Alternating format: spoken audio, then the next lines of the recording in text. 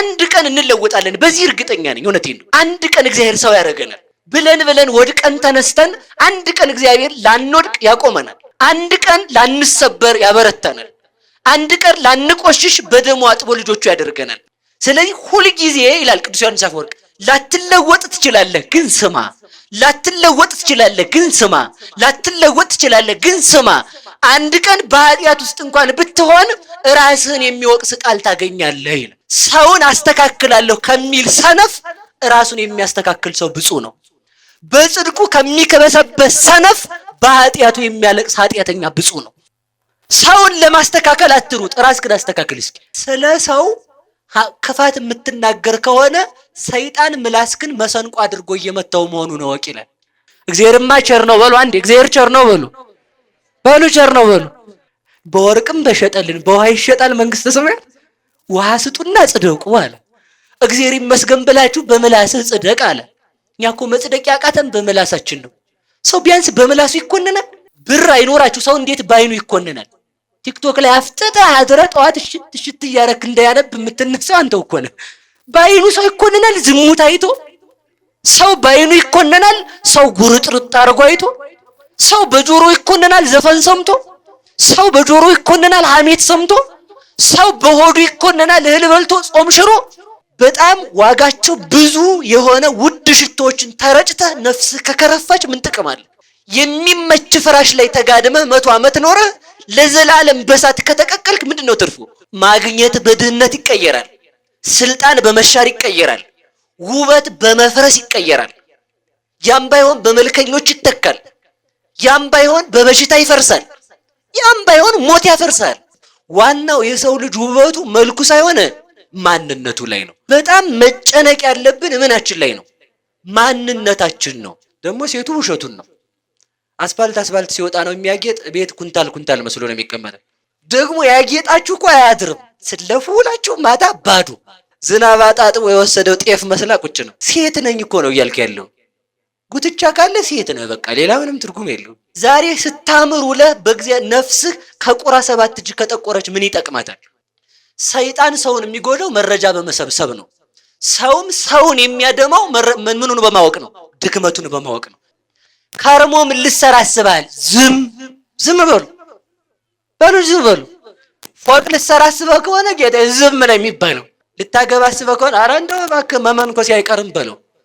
የታባቱ ችግራችሁን ለሰው ብታዋዩት በዚያች በችግራችሁ በኩል መጥቶ ነው የሚያጠቃችሁ። ሰው እኮ አስለቅሶ የሚተዋችሁ መስሏችሁ ነው እንዴ? አስለቅሰዋችሁ ስላለቀሳችሁ ደግሞ ምን ይላቸዋል? ተመልሰው ደግሞ ለምን አለቀሳችሁ ብለው ደግሞ ይናደዳሉ። እንዴ ሰው እኮ ተንኮለኛ እኮ ነው።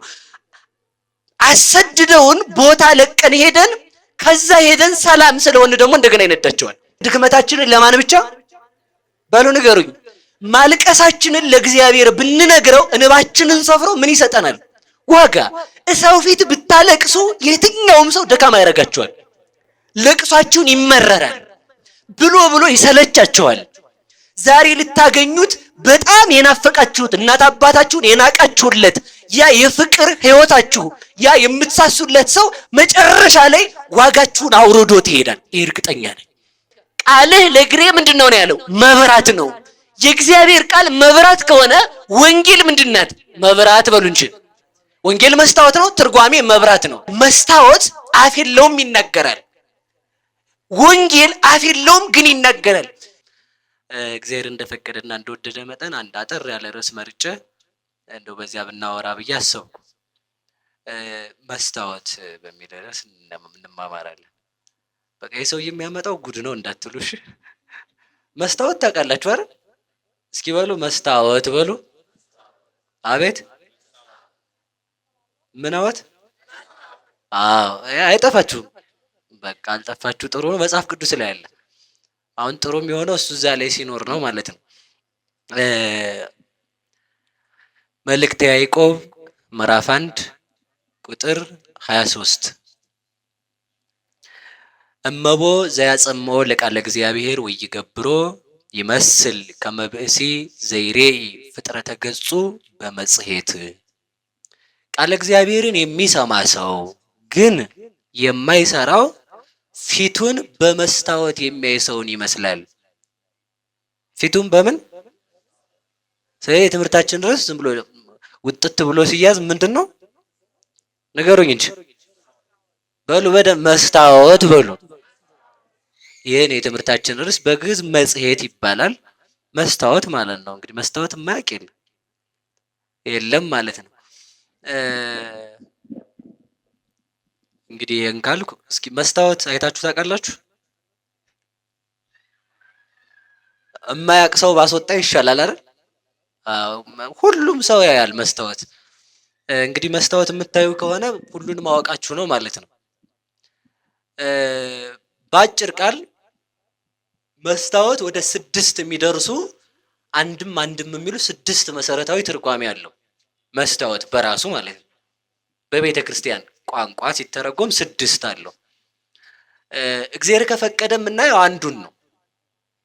ከቻልን እንደው ነካ አድርገን ሁለተኛ ልናይ እንችላለን። ሊያውም አንደርስም ማለት ነው። ስለዚህ የመስታወት ጥቅሙ ምንድን ነው? መጀመሪያ ከእናንተ ልምጣ። መስታወት ጥቅሙ ምንድን ነው? ጥቅሙን አታውቁም? ሴቶቹ ምንድነው ጥቅሙ? ሳቁ። ራዩ እራሳቸው ናቸው የሳቁት። አዛኝን አልነካዋቸውም ገና እራሳቸው ሳቁ። ያቋታል በደንብ ማለት ቅዳሴ የሚያስቀድሱ ነው የሚመስሉት እዛ ሲቆሙ ብዬ ነው። ጠዋት በደንብ ስለሚሉ ያውቁታል አይደል? እንደዚያ ነው። በነገራችን ላይ ታክሲ ላይ ሁሉ እየሄዱ ያያሉ። ቦርሳቸው ውስጥ የሴቱ ልናገር ታውቁትሽ ሰርቄ አላየሁትም። አዛኝን እናንተ ደግሞ ተንኮለኛ እንዳትሆኑ አይቼ ነው ሲያዩ ስለማያቸው ነው። ሲያዩ አያቸዋለሁ እና ቦርሳቸው ውስጥ ትንሽ መስታወት አጠፋም። ከዛ ደግሞ የሆነች እዚህ ጋር የምትቀባ ነገርም አጠፋም። ስትለቅ ቼክአፕ። በነገራችሁ ላይ ሜካፕ ማለት ምን ማለት ነው? ሜካፕ የቃሉ ትርጉም ማካካስ ወይንም ማካካሻ ማለት ነው። ሜካፕ ማለት ብሬክአፕ ይባላል አይደል? ክላስ ሲቀጣ ምን አለ? ማስተካከያ አለ አይደል? የክላስ ሜካፕ የምትጠቀሙ ሰዎች ገና ያልተስተካከላችሁ ናችሁ ማለት ነው። ተሰርታችሁ ያላለቃችሁ ማለት ነው። ምን እንደሆናችሁም አላውቅም። እና ያቺ በጣም ደስ ስለምትል መስታወት ይዘው ነው የሚሄዱት። ያዩዋታል ደግሞ 10። እኔ እስረኛ ናችሁ እኮ እመቤቴ ማለት እዚህ ጥሩ ነው። እንደው ደብረ ብርሃን ደስ ይላል። ብርዱ ሽው ስለሚያረጋችሁ አትገለጧትም ማለት ነው እንጂ እንዲያማ አይመስለኝም አይደል? ይመስለኛል እንጂ አሁን በጣም እስረኛ እዚህ ላይ ጸጉር አስተክለው ጭራ አስተክለው በቃ ያቺ እንዳትሰበር በቃ እንደዚህ በየሰዓቱ መስታወት መከራውን። አሁን ደግሞ የታች የሚባል ስልክ መጥቷል። ታች ነው ያልኳችሁ መከራ የሚያይ ይሰማል አይደል? እኔ ወደዚህ ጋር ስላልቀረቡ ሰዎች አልጠየቅም። አሁን ዋናው ሀሳብ እንድስቁ አይደለም። የመስታወት ጥቅሙ ምንድነው ነው ሀሳቡ። አሁን ሁለተኛ ደግሞ በዛው እግረ መንገድን ይዛችሁት እንድትሄዱ የፈለኩት ምንድነው እነዚህ ማካካሻ ነገሮችን ስንጠቀም ለራሳችን ራሱ ምን ብለን እየነገርነው ነው? እሱኛውን ድምፁን መቀነስ እየሰማችሁኝ ነው? ያንን ነገር ስንጠቀም ምን እያልን ነው? ተሰርቼ ገና አላለኩም ማለት ነው። በገዛ እጅ ስድብ። እኔ እኮ አይደለም የሰደብኳችሁ፣ በገዛ እጃችሁ እንዲያ ነው የምትሉት ስትንቀሳቀሱ። አሁን ሜካፕ የሚጠቀም ሰው ገና ተሰርቼ አላለኩም ማካካሻ ያስፈልገኛል ማለት ነው። የከሰረ ጤፍ ዝናብ የቀረበት ወይ እንትን ይባላል አይደል? እንደዚህ ይደረጋል። የጠፋ ጤፍ ገበሬው ይዘራል መካከሉ ላይ ማለት ነው። እና እንደዛ እዚህ ጋር ቅንድብሽ እዚህ ጋር እንትንሽን ስታስተካክል የምትዩ ማለት ነው። ስለዚህ እግዚአብሔር የሰራን ሙሉ ነው ብሎ ማሰብ ማለት ነው። ምንም ሰው ነው እግዚአብሔር ይሳሳታል በሉ እንጂ በቃ ምንም አይሳሳትም እኮ ምንም እንሆን እንደው አይናችን የእንትን የመርፌ ቀዳዳም ታከል አፍንጫችን የግብጦ ፍልፋይ ግብጦ እዚህ አይታወቅም መሰል የስንዴ ልብስ ነው የምትባለች እንትና ያችንም ታከል ምንም እግዚአብሔር አይሳሳትም። ዋናው የሰው ልጅ ውበቱ መልኩ ሳይሆን ማንነቱ ላይ ነው። ምንድነው የሰው ልጅ ውበቱ? በሉ ንገሩኝ። በጣም መጨነቅ ያለብን ምናችን ላይ ነው? ማንነታችን ነው። ምንም ብታምርም ባታምርም ምንም ትርጉም የለው። ምንም ትርጉም ደግሞ ሴቱ ውሸቱን ነው። አስፋልት ሲወጣ ነው የሚያጌጥ። ቤት ኩንታል መስሎ ነው የሚቀመጠው። ይቅርታሽ ደግሞ ያጌጣችሁ እኮ አያድርም። ስለፉ ውላችሁ ማታ ባዶ ምን የለ ዝናብ አጣጥቦ የወሰደው ጤፍ መስላ ቁጭ ነው። ጤፍ ሲረገጥ ዝናቡ ይመጣና ሽው አድርጎ ሲወስደው መሬቱ ባዶ። እናንተ የገጠር ሰው ስለሆናችሁ በገጠሩ ቋንቋ ላወራ ብዬ እኮ ነው አይደል? ገበሬ ሲደክም ሲዘራ ይውልና ዝናብ ይመጣና ሽው አድርጎ ሲሄድ መሬቱ አምላካችሁ አለ ጭው ብሎ ድርቅ የመታው መስሎ ቁጭ። ማታ ድርቅ የመታው ገብስ መስላል የምታመሸው። አያመሽማ ትታጠባለህ፣ ይለቃል። እናንተ መጥፎ እኮ ነው መቤቴን ሱስ። ከዚያ በኋላ አልተቀባሽ ሰው አትመስይ ማለት ነው። መጨነቅ ያለብን ለማያድረው ውበታችን ሳይሆን በማን ፊት ስላለው ነው። በሉ እንጂ አሁንማ ወንዱም ጀምሯል ጉትቻ እያደረገ አፍንጫው ላይ ጆሮ ላይ ጉትቻ ቆንዳ ላይ እየተሰራ እንደዚህ ጎምትል ማለት ነው። ሴት ነኝ እኮ ነው እያልክ ያለው። ጉትቻ ካለ ሴት ነህ በቃ፣ ሌላ ምንም ትርጉም የለውም። ወንድ ልጅ ጉትቻ ያደርጋል እና ለምን ነው የምታደርጉት? እና ወንዱ አሁን እንግዲህ ዞሮ ዋናው ሐሳብ ይሄን አይደለም። ታርጌቱን የፈለኩት እኔ በመስታወት ሰው ይጋጋጣል። ሰው መጨነቅ ያለበት ስለ የትኛው መልክ ነው? በሉ ንገሩኝ እንጂ ዛሬ ስታምር ውለህ በእግዚአብሔር ነፍስህ ከቁራ 7 እጅ ከጠቆረች ምን ይጠቅማታል? ይኸው በጣም ዋጋቸው ብዙ የሆነ ውድ ሽቶዎችን ተረጭተህ ነፍስህ ከከረፋች ምን ጥቅም አለ? በጣም የሚጣፍጥ ምግብ በልተህ ለዘላለም ራብተኛ ከሆንክ ምንድነው ጥቅሙ? የሚመች ፍራሽ ላይ ተጋድመህ 100 ዓመት ኖረህ ለዘላለም በሳት ከተቀቀልክ ምንድነው ትርፉ? ቆም ብሎ ማሰብ ያስፈልጋል። ለዚህ ነው ቅዱስ ኤፍሬም ሲናገር ለክርስቲያን በመሬት ላይ ውብ ከተማ አይደለችም ውብ ልብስ የለውም ይል። እስኪ በሉ ለክርስቲያን በሉ እንኳን ውብ ከተማ ውብ ምን የለውም፣ ውብ ልብስ እንኳን የለውም፣ ምድራዊ ልብስ ማለት ነው። ለምን ትሉኝ እንደሆነ የምታዩት ያ ውብ ከተማ ነገ ኃላፊ ነው፣ እንዳልነበረ ይሆናል። ታሪክ ይቀየራል። ማግኘት በድህነት ይቀየራል። ስልጣን በመሻር ይቀየራል።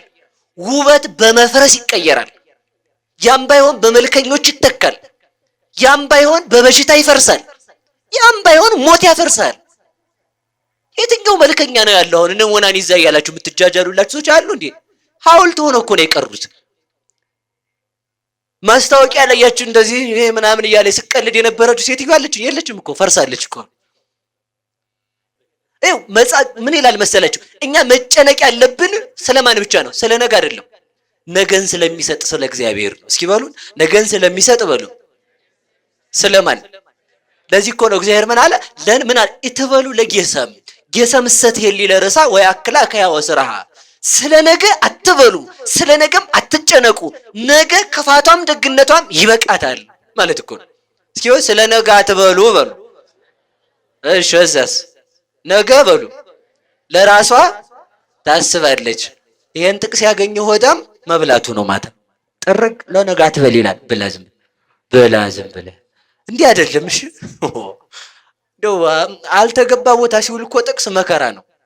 አንድ ወጣት ምግብ ቤት ገብቶ ምግብ ቤት ገብቶ ቻውን የከተማ እንጀራ የደብረ ብርሃን ሸጋ ነው የአዲስ አበባ እንጀራ ብትሏት ጎጃም ትገባለች። እንደ ብትሏት ማለት ከትሪ ሁሉ አይላቀቅም። ምን እንደሚያደርጉት ሁሉ አላውቅም። ደግሞ አዲስ አበባዎች እንዳትቆጡሽ እዛ ጋ ያሉ ብዬ እኮ ነው መችት ደግሞ እነሱ ዋናው ሐሳብ ምንድነው? ያችን ጥቅልል ታቀርበለትና እንደው ጥቅልል አድርጎ ሲያት አንድ ጉርሻ ትሞላም ጫን ብሎ አንዴ ስብሐት ለአብ የሚያስብል ጉርሻ ጎረሰው። ስብሐት ለአብ በስመ አብ የሚያስብል ማለት ይጎርስና እዛ ቢያት አልሞላችም እቺ ጎተራ ከረጢት። ኧረ እንደው እኮ መጽሐፍ ቅዱስ ራሱ እኮ እንዲህ ይላል አለ ሰው በእንጀራ ብቻ አይኖርም ይላል አለ። ቦምቦሊኖ ይዘሽ ነው ያለ ማለት ነው። እዛ ደግሞ ይዘሽ ነው ልጨምርበት አለ ማለት ነው። ሰው እንደዚህ የሚመቸውን ጥቅስ ይጠቅሳል። ተመልከቱ። ለነገ አትበሉ እኮ ምንም ሰብስበህ ብላ እኮ አይደለም። አሁን ሰው ተመልከቱ፣ ለመብላት የፈለገ ሰው የማይጠቅሰው ጥቅስ የለም። አሁን እናንተ ቆራቡ ስትባሉ አይ ነገ ኃጢአት ልሰራ እስኪ በላና እንደው ነገ ላሰራ ነው። ድሮን ሰው እኮ ነህ። ልብስ ድሮን እስከተለበሰ ላይቆሽሽ ነው። ሰው ከኖረ በዓለም ላይ ድሮን ኃጢአት ላይሰራ ነው።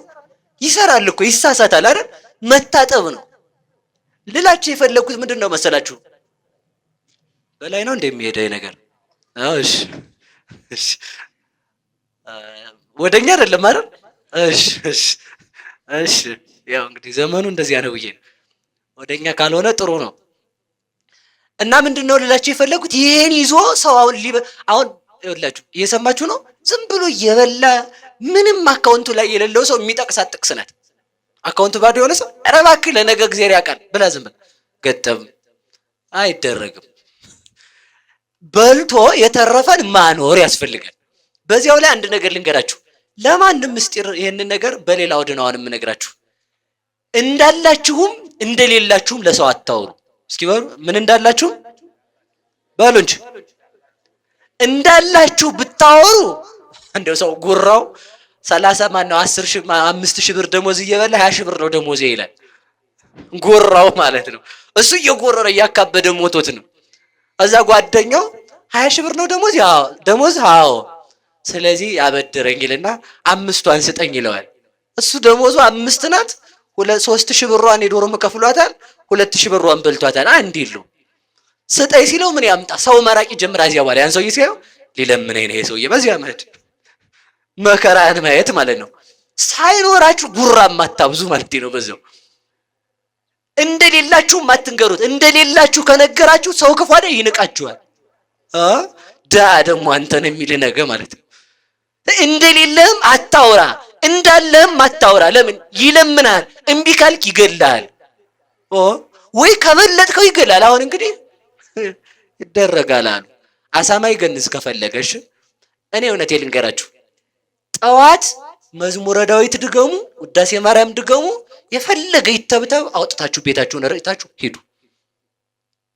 ሰምታችሁኛል አይደል? አለ ዝም ብሎ እኔ ደቡብ ተከስተ ነበር ይሆናል ተከስተ ያለ አይመስለኝም። እና ደቡብ ለሆነ ጉባኤ በሆነ አጋጣሚ ሄደን የሆነ ሰውዬ እንደዚህ ቀይ ወረቀት ጥቅልል አድርገው ቤቱ በር ላይ ጥለውበታል። ከዛ ያንን ይዞ መድረክ እያስተማርኩ ነው መጣ። ያን ቀይ ወረቀት ይዞ እንዲያርጉ እዛ በጨርቅ ነው እንዲያርጎ ጠቅልሎ ያዘው በእንጨት። መምህር ተፈታኝ እንደው ፍታኝ አለዛ እንትን ነው መላለኝ። ምን ተፈጥሮ ነው እናንተ ኤሌክትሪክ አለው እንዴ ብዬ እዛ ይሁንና እስኪ ከዛ ምንድነው ምናምን ስል በቃ ቤቴ ላይ ነው የተጣለው። ሰላም አጥቼ ነው ያደርኩት አዳሬን አለ። እንደው እኮ አይጣል እኔ ማምነው ይላችሁ ኃይል የሚለካው በምድር ሳይሆን እግዚአብሔርን ተዋግቶ የሚያሸንፋል የለም። አንተ ደግሞ እንደው ልሞክራት ካልክ ያቦናል ይዞ እንደው ልሞክራት የለም። እሺ እግዚአብሔርን ከያዝክ እግዚአብሔርን መያዝ ነው። እንዲያ ነው። እና እዛ ሰውዬ ይዞ መጥቶ ምንድነው አልኩት። እኔ እጄም አሁን እንደምታየው በጣም አሞኛል አለኝ። እሺ እዛ እኔ ወረቀቱን ግልጥ አደረኩና በቀይ እስክሪብቶ ተጽፏልና ግልጥ አድርጌ ሳይ ይትነሳ እግዚአብሔር ወይ ዘረው ጸሩ ወይ ጉሄው ጸላይቱ ቅድመ ገጹ ወከማይ ሐልቅቲስ ከማሆይ ሐልቁ ይላል። እኔ ሳየው እግዚአብሔር ይነሳ ጠላቶቹ የሚበተኑ ነው የሚለው።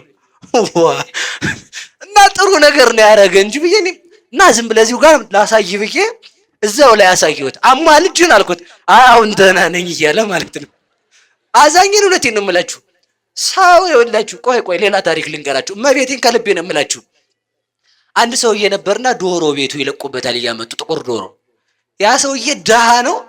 ተመስገን ጌታዬ ዶሮ አመጣህ እያለ ጠንቋይ እየጠነቆለ ይጥላል ግቢው ዶሮ። ያ ሰውዬ ተመስገን ዶሮ ይልና ሸክ ብልት ተመልከቱ።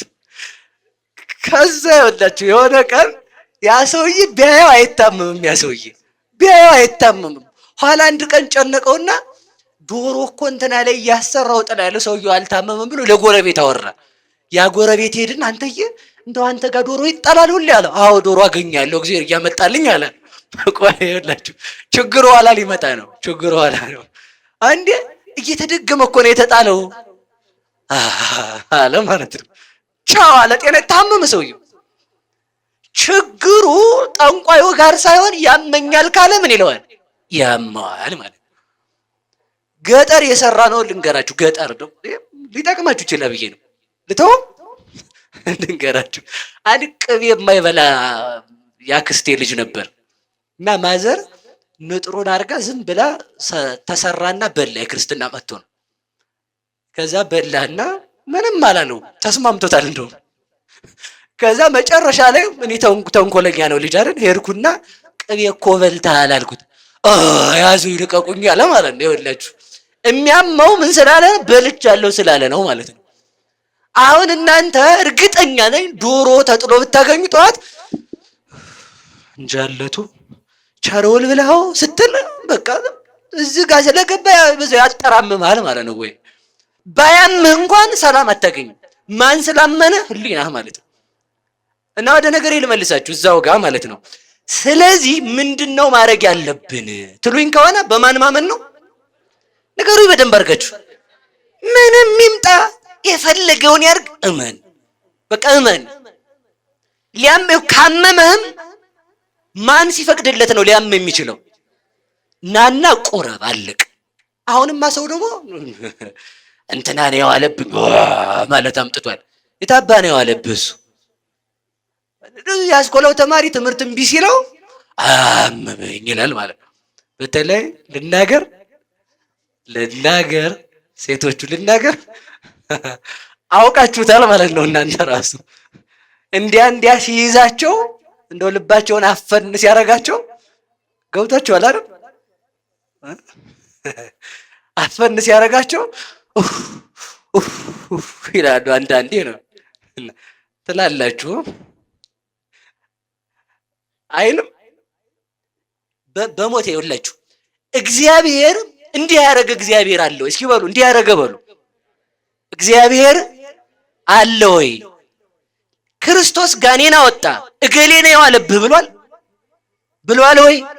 እንዲህ የሚል ቄስ ካለ እሱ ሌባ ነው የሚሆነው። አለቀ። እገሌ ነው የዋለብህ እያለ የሚናገር ባይታዊ ነኝ ባይ ካለ እሱ ራሱ ሌባ ነው። ለምን? ክርስቶስ ሐዋርያት የተዋለባቸውን ጋኔን የያዛቸውን ሲፈውሱ ምንድን ነው ያደረጓቸው?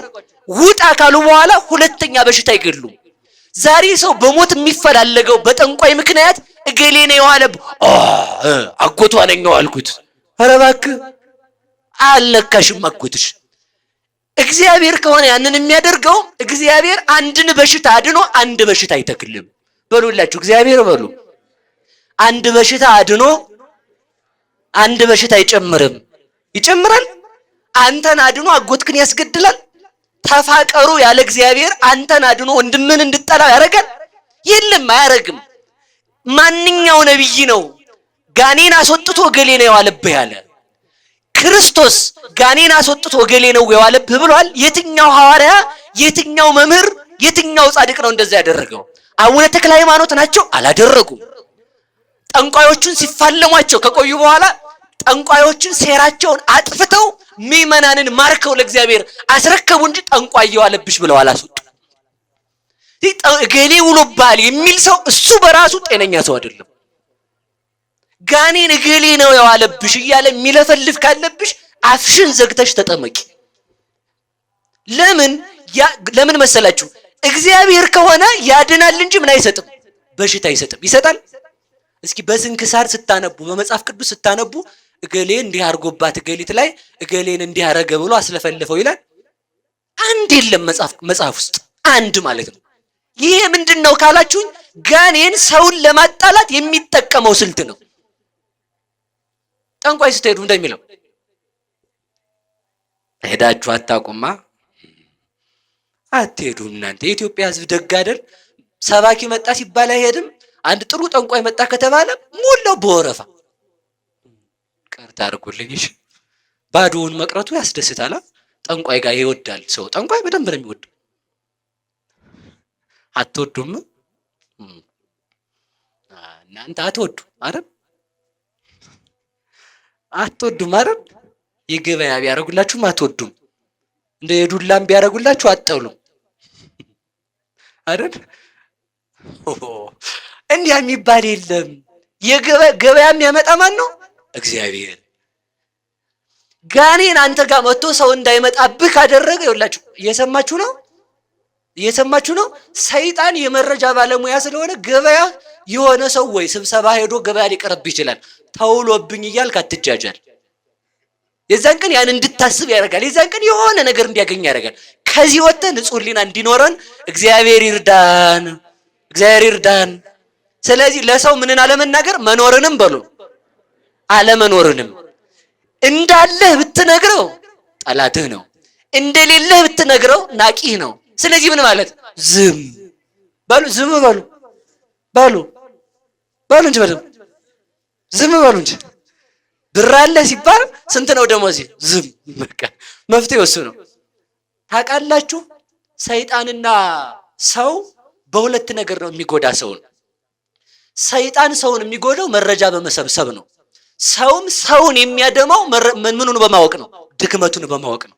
እስኪ ወንድ አሁን ትነካኛለህ እኔን፣ እዚያ የተሰበሰባችሁትን ወንድ ትነኩኛላችሁ እኔን? ባክግራውንዴን አታውቁም። አሁን ባለንበት ካወጋኋችሁ ታውቃላችሁ። አሁን ስንት ብር እንዳለኝ አታውቁ፣ ድሃ እንደሆንኩ አታውቁ። ምናልባት እኮ ጫማ መግዣ የሌለ ሊሆን ይችላል አይደል? አታውቁ። ለምን? ስላላወራኋችሁ ማለት ነው። ካወራኋችሁ ግን እንደው እየሰማችሁ ነው። በሞት ያፈርሰውላችሁ። ይችን ያዟት እንድትጠቅማችሁ ማለት ነው። በተለይ የሚያናድዳችሁን ነገር ለሰው አታውቁ።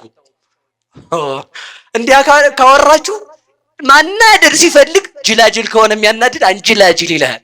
ትክን ትላለህ ማለት ነው። ሳይ ይላል። እኔ አሁን የሚያናድደኝ ነገር አለ ግን አላወጋም ለሰው። ለምን ማወጋ? ለሰው አወራሁት ያችን ነው የሚለኝ። ያችን ሲለኝ ይናደዳል ብሎ ስለሚያስብ ዝም። እኔ ያችን ሲል እንደውም ደስ ማለት በተቃራኒው። እየሰማችሁ ነው?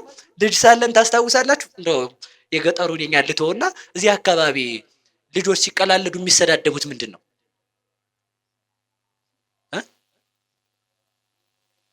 በቃ ተውትሽ፣ ስለ ስድብ ላስተምር። ከተዋችሁት ብቻ ያላችሁ ይህን አትበለኝ ስትሉት ምን ይላል? የተጣላችሁ ሰውዬ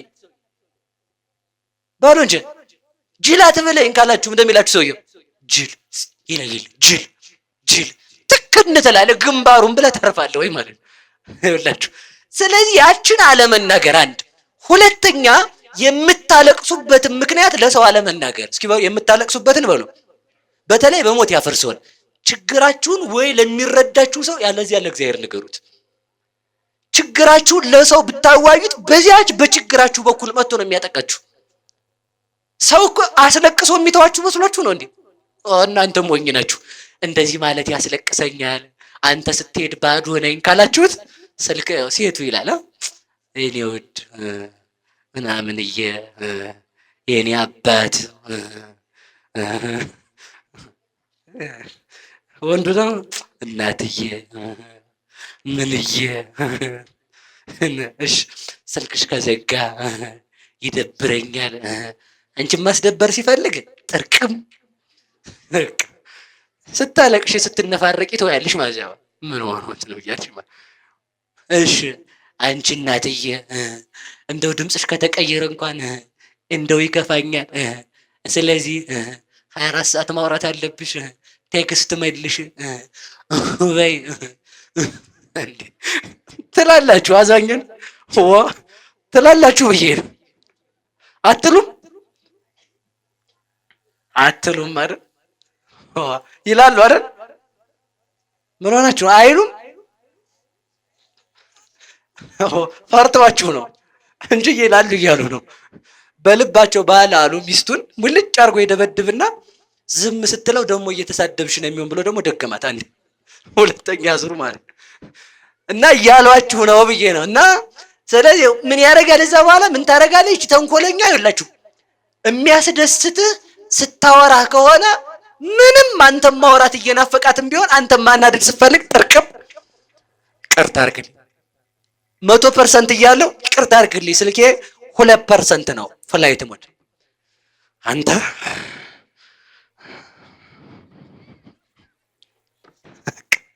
እንዲያ ነው። ልመልሳችሁ ወደ ነገሬ። ስለዚህ ለሰው ምንና ለመናገር በሞቴ ነገር ድክመትን በሉ እንጂ አስለቅሰዋችሁ ስላለቀሳችሁ ደግሞ ምን ይላቸዋል? ተመልሰው ደግሞ ለምን አለቀሳችሁ ብሎ ደግሞ ይናደዳሉ። እንዴ ሰው እኮ ተንኮለኛ እኮ ነው። አሰድደውን ቦታ ለቀን ሄደን ከዛ ሄደን ሰላም ስለሆነ ደግሞ እንደገና ይነዳቸዋል። ኦ አንዳንዱ ወንድና ሴት አላያችሁትም? አንተን የሌላ ሆነ ማየት አልፈልግም። እሺ ስትተወው ትቷት ሌላ ያዝ ሲያደርግ እንደገና ደግሞ ትመጣለች እንደ እንትን ማለት ነው፣ እንደ ውሻ መለስ። በጣም ይቅርታ አድርጉልኝ። ልሄድ ነው የሚል ሰው ካለ በሉ ሰላም ግባ፣ በቃ አለቀ። እኔ በተለይ እናገር ነበር ግን አልናገርም። እናንተን ሌላ ቀን እናገራለሁ። እሺ ስለዚህ ምንድን ድክመታችንን ለማን ብቻ በሉ ንገሩኝ። ማልቀሳችንን ለእግዚአብሔር ብንነግረው እንባችንን ሰፍሮ ምን ይሰጠናል? ዋጋ። ሰው ፊት ብታለቅሱ የትኛውም ሰው ደካማ ያደርጋችኋል። በጣም ወዳችሁት አዝናችሁለት እንኳን ብታለቅሱ ለዕለቱ ቢያዝንም ኋላ ብሎ ሰልችቶ እረ ዛሬ ስመረረኝ ይላል ሰው። ለቅሷችሁን ይመረራል፣ ብሎ ይሰለቻችኋል። ዛሬ ልታገኙት በጣም የናፈቃችሁት እናት አባታችሁን የናቃችሁለት ያ የፍቅር ህይወታችሁ ያ የምትሳሱለት ሰው መጨረሻ ላይ ዋጋችሁን አውርዶት ይሄዳል። ይሄ እርግጠኛ ነኝ። በዚያም ሰዓት ዋጋችንን የማያወርደው ማን ብቻ ነው? ሰው ርካሽ የማይሆነው በማን ዘንድ ብቻ ነው? በሉ ንገሩኝ። በእግዚአብሔር ዘንድ። ስለዚህ መናገር ያለብን ሁልጊዜ ውድ ወደምንሆንበት ወደ እግዚአብሔር ነው። ሁልጊዜ ወደሚያደምጠን ወደ እግዚአብሔር ነው። ሁልጊዜ ንባችንን ወደሚያብስልን ወደ እግዚአብሔር ነው። ሁልጊዜ ድክመታችንን ወደሚሞላልን ወደ እግዚአብሔር ነው። አይናችንን ወደ እግዚአብሔር እንድናነሳ እግዚአብሔር ይርዳን። ስለዚህ መስታወት በሉ፣ መስታወት በሉ። ምንን ያሳያል? ፊትን በሉ። አሁን ፊታችሁን እያያችሁ ነው አይደለም? አላያችሁትም? ፊታችሁን እስካሁን እያያችሁት ስትቀቡ ሜካፕ እኮ እያያችሁ ፊት እያሳያችሁ እኮ መስታወት። እኔ ራሱ መስታወት ነኝ ማለት ነው አይደል? ልመልሳችሁ፣ እኔ አይደለሁም። ቆይ መምህራን ግን መስታወት ናቸው። ልመልሳችሁ ወደ ነገሬ። መስታወት አንድ ሰው ፊቱን በመስታወት ለማየት ስንት ነገር ያስፈልገዋል? ፈጠን እሷ እንድምታውን ነው የነገርኳችሁ። ስንት ያስፈልጋል በመስታወት ለማየት ፊትን?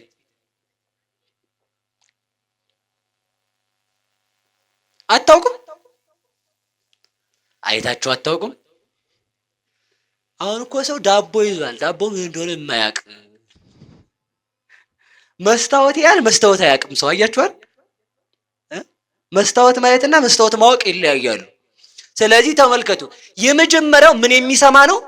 በሉ ቃለ እግዚአብሔርን የሚሰማ በሉ እንጂ ልተው ትምህርቱን እና ተናገሩ። ቃለ እግዚአብሔርን የሚሰማ በሉ ግን ምንም አይለው የማይሰራው በሉ እንጂ ፊቱን በምን የሚያይ ይመስላል? ቃለ እግዚአብሔር ትሰማላችሁ አትሰሙም? ትሰማላችሁ አትሰሙም? ግን ትሰሩታላችሁ አትሰሩትም? ትሰሩታላችሁ። ስሙ። መስማቱም ጥሩ ነው። የእውነቴን ልንገራችሁ፣ መማር ጥሩ ነው።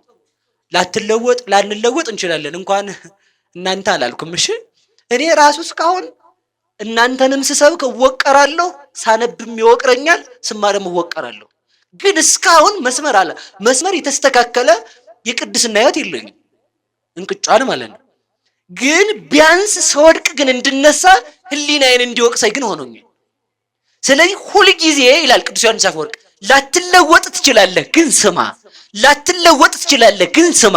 ላትለወጥ ትችላለህ ግን ስማ። አንድ ቀን በኃጢአት ውስጥ እንኳን ብትሆን ራስህን የሚወቅስ ቃል ታገኛለህ ይላል። አንድ ቀን እንለወጣለን። በዚህ እርግጠኛ ነኝ። እውነቴን ነው። አንድ ቀን እግዚአብሔር ሰው ያደርገናል። ብለን ወድቀን ተነስተን አንድ ቀን እግዚአብሔር ላንወድቅ ያቆመናል። አንድ ቀን ላንሰበር ያበረታናል። አንድ ቀን ላንቆሽሽ በደሙ አጥቦ ልጆቹ ያደርገናል። እግዚአብሔር ልጆቹ ያደርገን። አሁንም ቃለ እግዚአብሔር ተማሩ። ግን ስትማሩ ቢያንስ የሰማችሁትን ምን ለማለት መሞከር፣ ቲዮሪ ሳይሆን ፕራክቲካል ማድረግ ማለት ነው። ቲዮሪው አሁን ለምሳሌ ቲዮሪውን ተማርከው፣ ሐሳብ ማለት ሂስትሪ ነው አይደል? እንዴ ቲዮሪ እሱን ተማርከው። ከዛ ምን ማድረግ አለብህ? ያንን ፕራክቲካል ማድረግ ማለት ደግሞ ወንጌልን ተምረህ በወንጌሉ ምን ማለት መኖር መጀመር ማለት ነው። እስኪ መኖር መጀመር በሉ መኖር መጀመር በሉ እንጂ በደንብ ንስሐ መግባት በሉ። ሁላችሁም እፈልጋለሁ፣ ከፈጣሪ መታረቅ እፈልጋለሁ። ተማራችሁ አይደል? ይሄን አሁን ከዛ ምን ማለት ንስሐ ምን ማለት መግባት። ልመልሳችሁ እስኪ መስታወት በሉ። ምን ያስፈልጋል? የመጀመሪያ መስታወት ለማየት ብርሃን በሉ እንጂ። ሁለተኛ አይን በሉ። ማየቱን ለማረጋገጥ ምን ያስፈልጋል? ማየት ያስፈልጋል። ከዛ ደግሞ ፊትህ ደግሞ መስታወት ውስጥ እንዲታይ ደግሞ ምን ያስፈልጋል? ብርሃን ያስፈልጋል። ሁለት ሶስተኛ ደግሞ መስታወቱ ምን መሆን አለበት? ንጹህ መሆን አለበት ማለት ነው። መስታወቱ ቆሻሻ ከሆነ አትታይም። ንጹህ መጻሕፍት መሆን አለባቸው። የፓይታጎሮስ መጽሐፍ፣ የአርስቶትል መጽሐፍ፣ የዲዮጋኒዮስ መጽሐፍ፣ የፕላቶን መጽሐፍ፣ የቻርልስ ዳርዊን መጽሐፍ፣ የኦሾ መጽሐፍ፣ በዓለም ላይ ያሉ የፈላስፋዎች የሆዳሞች መጽሐፍ፣ የመናፍቃን መጽሐፍ፣ የካዲያን መጽሐፍ የሰውን መልክ ሊያሳይ አይችልም። የሰውን መልክ የሚያሳየው ትክክለኛ ያልዛገ ንጹህ መስታወት ወንጌል ነው። ንጹህ መስታወት ይለዋል። መልክ የምታይበት ማን ነው? በሉ ወንጌል በሉ እንጂ ወንጌል መስታወት ናት። ታዲያ ምን ያስፈልጋል? ያን ለማየት ምን ብርሃን በሉ ደግሞ ብርሃን በሉ እንጂ ብርሃን የተባለ ልጅነት ነው። አንድም ምን ይላሉ ሊቃውንት? ተመርሆ ልቡናዊት ማለት ኦርቶዶክሳዊ ቅብብሎች ያልተበረዘ ክርስቶስ እንዳስተማረው የሚያስተምሩ የክርስቶስ ሐዋርያት፣ ከክርስቶስ ሐዋርያት ቀጥለው ሐዋርያን አበው፣ ከሐዋርያን አበው ሊቃውንት፣ ከሊቃውንት ሰንሰለቱ ያልተቋረጠበት ብርሃን ክርስቶስ እንዲህ ብሎ ነው ያስተማረው ብላ የተረጎመውን እኔ ለምሳሌ የማስተምረውን ማን አለ ብትለኝ ዮሐንስ አፈወርቅ። ዮሐንስ አፈወርቅን ብትከተል ማን ጋር ያደርሳል? ሐዋርያት ጋር ያደርሳል። ሐዋርያትን ብትከተል ከማን ያደርሳል? ከክርስቶስ። ይሄ ብርሃን ይባላል። ኖን ማይቶት ምንድነው? ለእግሬ የሕግከ ቃልህ ለእግሬ ምንድነው ነው ያለው? መብራት ነው። የእግዚአብሔር ቃል መብራት ከሆነ ወንጌል ምንድናት? መብራት በሉ እንጂ። ልጅነት ምንድናት? መብራት። ትርጓሜ ምንድነው? መብራት። ወንጌል መስታወት ነው፣ ትርጓሜ መብራት ነው። ልቀጥል። እዚያ ውስጥ ምን ይታያል? ፊት በሉ አንዴ፣ ፊት በሉ በደንብ በሉ። ፊት የት ይታያል? መስታወት ውስጥ። ትልቁ ችግር ልብ በሉ እንግዲህ። ሌላውን ነገ አስተምራችኋለሁ። ክፍል 2 ክፍል 3 እያልኩ እቀጥላለሁ። በቃ ይሄን ብቻ ነግሬያችሁ ነው የምትሄዱት። እሺ አሁን ደስ ብላችኋል። እሺ ፊት እዛ ውስጥ ተመልከቱ እንግዲህ ምንድን ነው ያልኳችሁ? ፊት ነው። እሺ እዛ ውስጥ እንዲታይ እንግዲህ ምን ያስፈልገዋል ካላችሁ፣ ብርሃን ካስፈለገው መልክ ካለ፣ በጣም የሚገርማችሁ ነገር መስታወት ፊት ስትቆሙ ክፉውንም በጎውንም ያሳያል። እንግዲህ እስኪ ባው ክፉውንም አፍንጫ እንዲህ ያለ ቢሆን መስታወት እንዲህ ያለ ነው ይላል። እንደዚህ ይላል። ሜካፕ የለውም። እሺ መስታወት እንዲህ ከሆነ እንዲህ ነው የሚል፣ እንደዚህ ነው የሚል አይደል? ሰበር ያለ ከሆነ በቃ ሰባራ ነው ማለት አይቀርም ነው። አሁን ተመልከቱ። መልክ ቆንጆ ከሆነ ውበትህን እንድትጠብቅ ያደርጋል።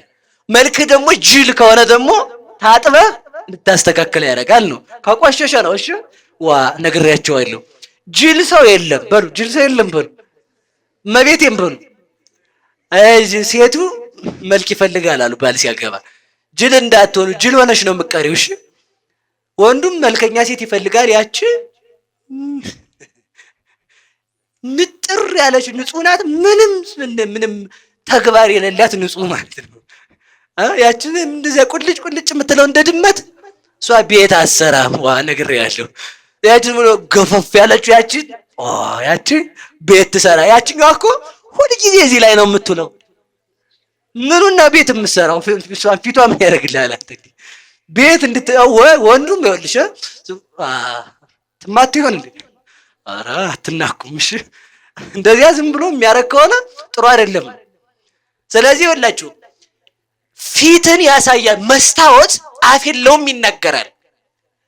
ወንጌል አፍ የለውም ግን ይናገራል። አሁን መስታወትን ቆይ በሞቴ መስታወት ፊት ሄዳችሁ ብትሉ እዚህ ጋር አባ ገብረሃና ነው አሉ። አንዱ ጅል ነው። እሺ ኑግ በልተው እዚህ ውስጥ ገብቶ ያያል እና እግሩ ለፌ ነው። እሺ ኮሪደር ልማት አፈረሰው ጋር ነው የሚረግጠው እና ይኸውላችሁ እዛና እዛ እየረገጠ ነው። አባ አላቸው፣ ኑግ ስንት ገባ አላቸው። በጠማማው ዋንጫ ማዶና ማዶ ነው ያዋላሉት። ማዶና ማዶ ማለት እና መስታወት ዝም ብለህ ቀና ብለህ ብታየው ቆይ ጥርስ ጋር እዚህ ጋር ካለ እዚህ ጋር ጥቁር ነገር አለ ሲልህ የታባንኩት ነው መፍትሄው። አሁን ክፉ ሰዎች ሰው እየገደሉ አትግደሉ ስንላቸው አናታችሁን ነው የምንላችሁ ይሉናል። መግደልክን አቁም ነው እኮ እያልኩ ያለሁት። ሌባ እየሰረቀ ተው አትስረቅ ስትለው አናትክን ነው ዋ እንዴ አንተ የሰረከው ፈረንጅ እንዴት ነው ያፍራለሁ? አስቸጋሪ እኮ ነው። ተመልከቱ እና ተመልከቱ። ስለዚህ አሁን ደግሞ እኛ ምንድነው እያደረግን ያለ ነው? እንደ ሪያ እስኪ ሪያ በሉ እንጂ መስታወት የሚሰብር ሪያ ነው በሉ። በደንብ ሪያ ነው በሉ። ሪያ እንቁ ውስጥ ፊቷን ስታየው የሪያ ፊት ማስጠያ ነው። አሪማሞ ነገር ማለት ነው። ከሰል የምትመስል ሳትሆን አትቀርም ሳስባትና ስታየው አራ የመኑ አውሬ ነው ያያትልና በቀንዷ ያን እንቁን እኮ ነው። ተመልከቱ። ለዚህ ነው ጌታ ምንድን አለው? ኢትደዩ ባይሬክሙ ቅድመ አይሩ፣ እንቋችሁን በሪያ ፊት አትጣሉት። ለምን? ሪያ መልኳን ስታየው የምኑ መልከ ጠፍ ነው ብላ እንቁን እንደምትሰብረው ብዙ ሰዎች መምህራንን የሚያሳድዱት፣ ቤተ ክርስቲያንን የሚያሳድዷት፣ እውነት ተናጋሪዎችን የሚያሳድዷቸው የነሱን ክፋት ስላሳዩቸው ነው እንጂ እነሱ ክፉ ሆነው አይደለም። እግዚአብሔር ክፋታችንን የሚነግሩን ሰዎች ከማሳደድ ያውጣን። ሁላችሁም ክፋታችሁን የሚነግራችሁ ሰው አትወዱም። አቦ ሲሏችሁ በቃ ጀርገድ ጳጳስ ሲሆናችሁ ይመስላችሁ ማለት እና መስታወት ምንድነው? ወንጌል በሉ እንጂ ፊትን ማየት ምንድነው? በሉ ፊትን ማየት ምንድነው? ክፉ ፊትን ማየት ማለት በኃጢአት መኖራችንንና አለመኖራችንን የሚያሳየን መስታወት ምንድነው? በሉ ወንጌል በሉ። ሌባ ሰው ንስሐ መግባት አለበት። ማን ነው ያለ? ወንጌል በሉ እንጂ ንስሐ የገባ ሰው ንጹህ ይሆናል አለ። ማን ነው ያለ? ይሄን ያያችሁት ምን ላይ ነው? በሉ ወንጌል ላይ በሉ እንጂ ወንጌል ላይ ያያችሁት። የመጨረሻ መደምደሚያ አንድ ታሪክ ልንገራችሁ። ማርያም ዘማዊት የምትባል ታውቃላችሁ? አታውቁም? አታውቋት? ወደ ጌታ ልትሄድ ስትል ሽቱ እንደው መስታወት የቁም መስታወት ነበራት ይላሉ ተርጓማያን። እንደው እንደዚህ እንደ ዛሬው ሴት ዞር ብላ ስታየው እንደው ቆንጆ ናት። ራቁቷን ሆና ነው ያየችው። አምላካችኋል እዛ ስታየው ቆንጆ ናት። አይጉድ መፍረስ ባይኖር ደግሞ አረጀው ተጨማደድኩ እያለ ስታየው ደግሞ እየባሰ መጨማደድ መጣ። እንግዲህ መፍትሄው ምንድነው? ኢየሱስ የሚባል መጥቷል፣ እሱ ጋር ሄጄ ልረፍ አለች። ከማን? ከኢየሱስ በሉ እንጂ ኢየሱስ ክርስቶስ ማረፊያ ነው። ከዛ ተነስታ ስትሄድ ይኸውላችሁ ስሙ በደንብ ስሙሽ። መንገድ ላይ ያገኛችሁ ሰው ሁሉ ጻድቅ እንዳይመስል። ገብረ ማርያም እናትህ ማን እናርጋት? ጫማሽ ወርቅ አይደለችም ሲል ናት አባ ናት አወቀልኝ ይላል ሰው። ጅል እንደዛ አይባልም። የምትሄድበትን አውቄያለሁ። የምትሄድ ቤተክርስቲያን እንትና ጋር አይደለም የምትሄድ ሲል ይሄ ሰውዬ በቅቷል ማለት ነው አይባልም። እሺ ጋኔን ሊሆን ይችላል ያ ሰው ነው። እየሰማችሁ ነው? መንገድ ላይ ጋኔን ጠበቃ ዲያብሎስ ምን አለ? የት ነው የምትሄጂው አላት። ዝም። የት ነው የምትሄዱ ስትባሉ ዝም ነው የሚባል። እስኪ ዝም በሉ። ከርሞ ምን ልትሰራ አስበሃል? ዝም በሉ ዝም በሉ። ፎቅ ልትሰራ አስበህ ከሆነ ጌታ ዝም ነው የሚባለው። መኪናም ልገዛ ከሆነ አያስቀምጥም። ለኮሪደር ሊፈልገው ይችላል ሌላ አንዱ ሰይጣን ባይመጣ ራሱ እና እንዲያ መምጣት። ዝም ካልክ ጓደኛም ቢሆን መኪና ልገዛ ነው ካልከው ጀግኔ ትገዛታለህ ስንት ብር ነው ያለ ይላል። ወይ ይሰርቃል ወይ አንገክን ማታ ማለት አይለቅም። ዝም አውቄያለሁ አለ። ደግሞ ውሸቱን እኮ ነው። እየሰማችሁ ነው? የሚያዋጣ ምስጢራችሁን የሚያወጣጧችሁ ጓደኛዎች ምን እያሉ ነው? ንገረኝ ይላል ዝም። ንገረኝ ይላል ዝም። ኧረ አውቄዋለሁ ይላል ደግሞ። ካወቅከው ምን አጠያየቀህ ጅል? ማን ጠይቀኝ አለ ካወቅከው ማለት ነው። ሰይጣን ምን አደረገ? ሰው መስሎ እኮ ነው፣ ጎረምሳ ሰውዬ መስሎ ማርያም አላት። የት ነው የምትሄጂው? ዝም። የት ነው የምትሄጂው? ዝም። የት ነው የምትሄጂው? ዝም። የምትሄጂበትን አውቄያለሁ ዝም። እንግዳ ወንድ መጥቶብሽ ነው አይደል? የሚያቅሱ እሷ ጋር ወንድ ለዝሙት ሲመጣ ነው። አያችሁ አይደል? እየሰማችሁ ነው አይደል? ያችን መረጃ ነው። እንግዳ ወንድ መጥቶብሽ ነው አይደል አልሽ? አዎ መልስ። ከዛ በኋላ ይሄም ላይሆን ይችላል አለ። ሁለተኛ አፕሮክሲሜትሊ ሁለተኛ ምን አደረገ?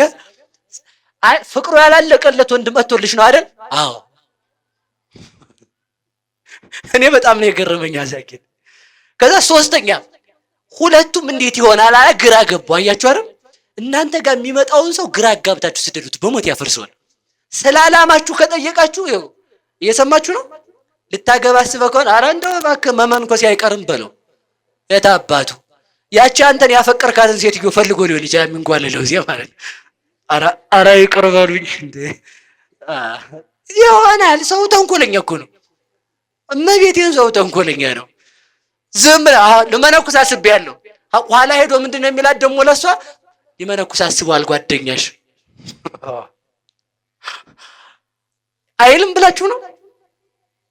ብላችሁ ነው ይላል።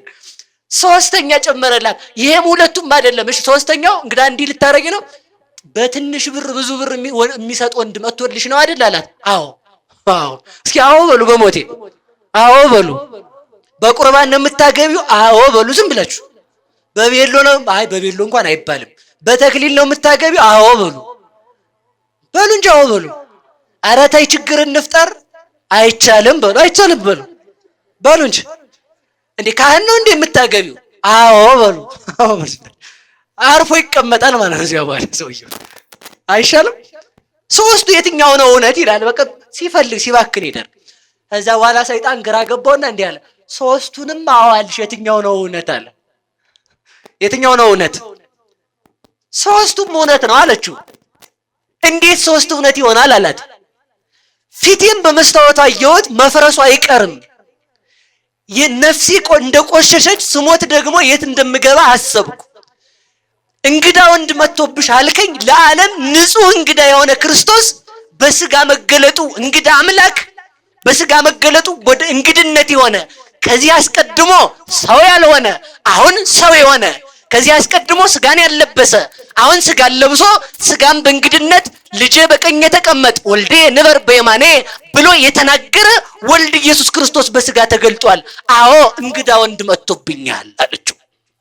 አንድ ሁለተኛ ፍቅሩ ያላለቀለት አልከኝ። አዎ እሱ ነፍሱን ለኔ አሳልፎ ሊሰጥ እስከ ዘላለም የሚወደኝ እኔም ደግሞ ነፍሴን ለሱ አሳልፌ የምሰጥለት ውበቴን ሁሉ ራሴ ላይ ባለው ጸጉር ውበቴን ንቄ እግሩን የማሽለት እሱ ደግሞ ነፍሴን ንጹህ የሚያደርጋት እኔ እግሩ ላይ ያለውን አቧራ የምጠርግ እሱ የነፍሴን ትቢያ የሚያራግፍ እኔ እግሩን በንባዬ የማጥብ እሱ በደሙ የሚያጥበኝ እኔ እግሩን የምስምለት እሱ ግን ዲያብሎስን እንድረግጠው የልጅነትን ስልጣን የሚሰጠኝ ፍቅሩ የማያልቅ ክርስቶስ መጥቷል አለችው።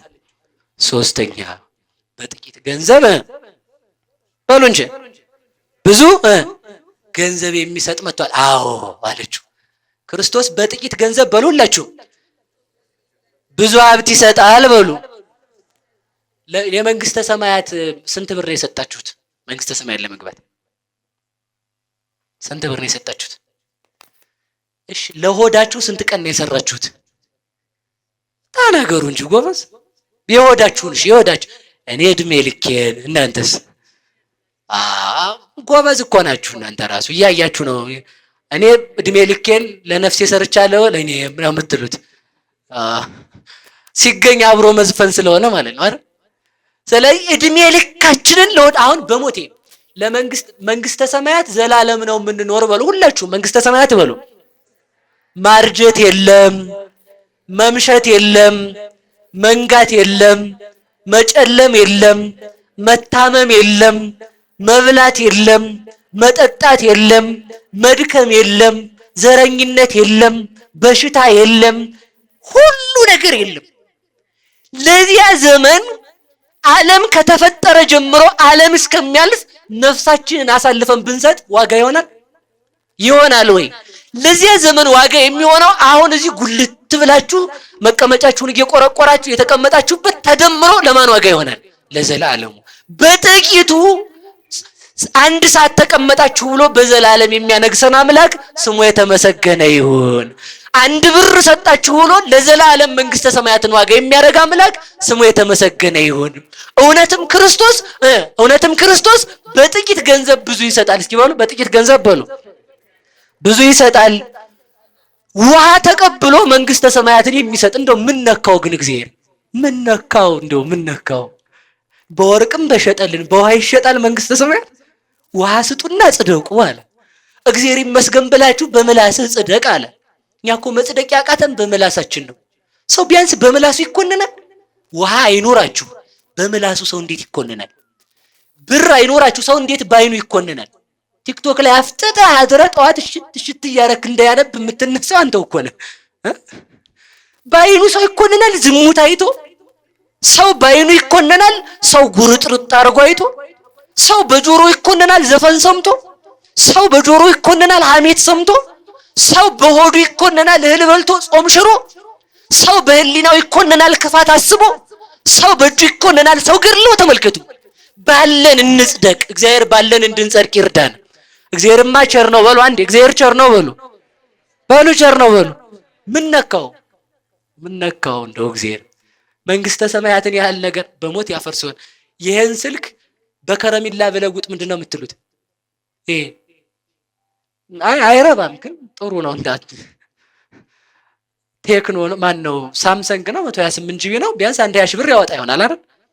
ይሄን በከረሚላ ብለውጥ ምንድነው የምትሉት? ጀሏል ሰውየው ነው የሚባለው አይደል? ጀሏል አይባልም። መንግስተ ሰማያት እኮ ዋጋ የላትም ማለቴ በዓለም ላይ ያለው ሁሉ ሀብት ተደምሮ ለመንግስተ ሰማያት ዋጋ ይሆን አንድ ቀን ለማየት ነው እኮ የምላችሁ። እስኪ አሜሪካ ለመሄድ ስንት ብር ነው የሚያስፈልግ? ቪዛ አለ፣ የኮቴ አለ፣ ኤምባሲ ስገባ። የመንግስተ ሰማያት ኤምባሲ የለው፣ የኮቴ አከፍል። የታባን የከፈልከው የኮቴ ከፍላል ስገባ ሲሆን እኮ መንግስተ ሰማያት እኮ ነው መቤት። ይሄ ቀልድ እንዳይመስላችሁ። አሁን ያለነው ክርስቶስ በደሙ በመሰረታት ቤት ነው ያለን። አሁን ማንም ሊነጥቀን አይችልም። አጥሩ የእግዚአብሔር እጅ ነው። የእግዚአብሔር ልጅ ለመሆን የኮቴ አልከፈልን፣ የፓስፖርት ብር የልጅነት አልከፈልን፣ የምግብ አልከፈልን። የስጋው ደግሞ ቢራ ስንት እንደሚሸጥ ታውቃለህ አይደል? የሚያደርገው ማለት ያን ከፍለህ ትገለብጣለህ። ለክርስቶስ ደም ምን ከፍለሃል? እግዚአብሔርማ ከሱ በላይ ለጋስ አለ። በውሃ ጽደቁ አለ እኮ። እስኪ በሉ በውሃ በሉ ጽደቁ። መንግስተ ሰማያት ስጋውን ሰጥቶ ስጋን አንጣ ቢል የሚገባ ሰው ይኖራል? እግዚአብሔር ቸር ነው በሉ። በሞት ያፈርሰዋል። አሁን አላያችሁትም? በዚህ መስታወት ወንጌል መስታወት ናት። ማንን እናያለን በሉ ንገሩኝ። ስለዚህ ተመልከቱ፣ ሁላችንም መልካችንን የነፍሳችንን መልክ እያየን ሁልጊዜ ራሳችንን እናስተካክል። ሰውን አስተካክላለሁ ከሚል ሰነፍ ራሱን የሚያስተካክል ሰው ብፁዕ ነው። በጽድቁ ከሚከበሰበት ሰነፍ በኃጢአቱ የሚያለቅስ ኃጢአተኛ ብፁዕ ነው። ሰውን ለማስተካከል አትሩጥ፣ ራስህን አስተካክል። እስኪ እከሌ ተሳዳቢ ነው፣ አንተስ ምን እየሰራ ነው? ቅዱስ ኤፍሬም ምን አለ መሰላችሁ? ስለ ሰው ክፋት የምትናገር ከሆነ ሰይጣን ምላስክን መሰንቆ አድርጎ እየመታው መሆኑን እወቅ ይላል። እግዚአብሔር ስለ ሰው ክፋት እንዳንናገር ይርዳን። ማርያም መግደላዊት በመስታወት ተመልሳ እንደመጣች እኛም በወንጌል መስታወትነት ከቤቱ እንዳንወጣ ይርዳን። ስብሐት ለእግዚአብሔር። ይቆየን።